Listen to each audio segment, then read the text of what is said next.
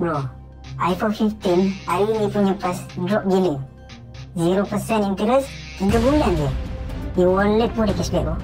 Tapi phone aku okey je. Kau tengok kawan kau dalam IG. Semua pakai phone yang ada Dynamic Island. Kau duit shipping kan? Tali wallet pun ada lagi duit.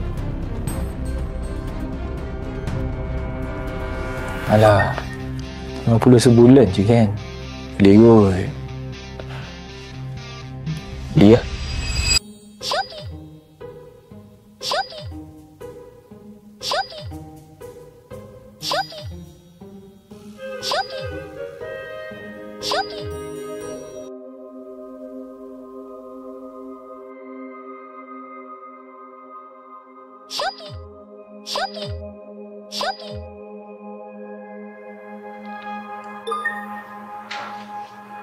RM620.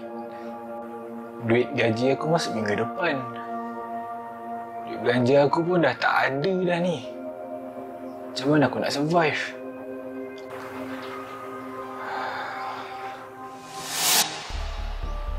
Kau relax je. Kau boleh minta dengan mak kau, dengan ayah kau. Tak mahu awet kau ke? Ataupun kau nak apply PMPL lain.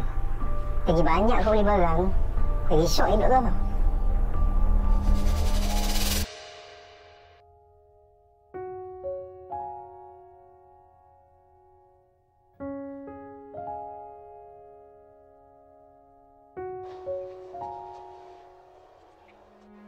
Hello?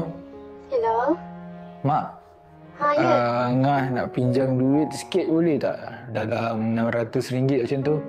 Sebab Angah punya BNPL dah nak due ni mak. Angah tak ada duit. BNPL tu apa? SPM ke? BPSR ke?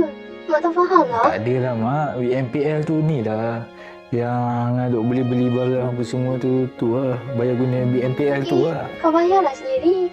Dulu mak kerja kilang. Gaji 400 pun boleh hidup tau. Kau ni asyik nak senang je. Kau kena belajar urus duit sendiri. Jangan asyik nak bergantung pada orang lain. Kalau tak, sampai bila-bila pun kau takkan belajar. Kau dengar tu? Baik mak. Assalamualaikum. Betul cakap mak. Kalau aku tak ubah sekarang, sampai bila-bila pun aku takkan belajar.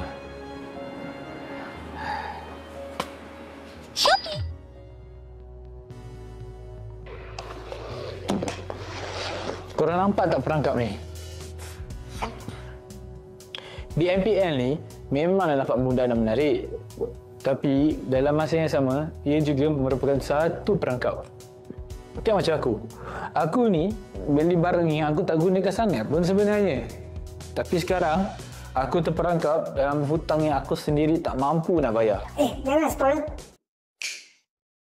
Kita ni, kalau gaji 300, jangan nak belanja macam gaji kita ni 3,000. Kita kena bijak menguruskan kewangan.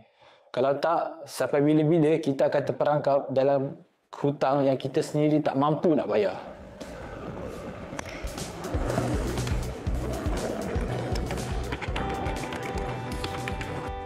BNPL ni bukan musuh, tapi ia adalah alat yang perlu kita kawal. Terdapat 3 perkara utama sebelum kita menggunakan BNPL. Yang pertama, kita kena mengutamakan keperluan. Yang kedua, kita kena elakkan hutang yang tidak produktif. Yang ketiga, kita kena bijak menggunakan aplikasi kewangan.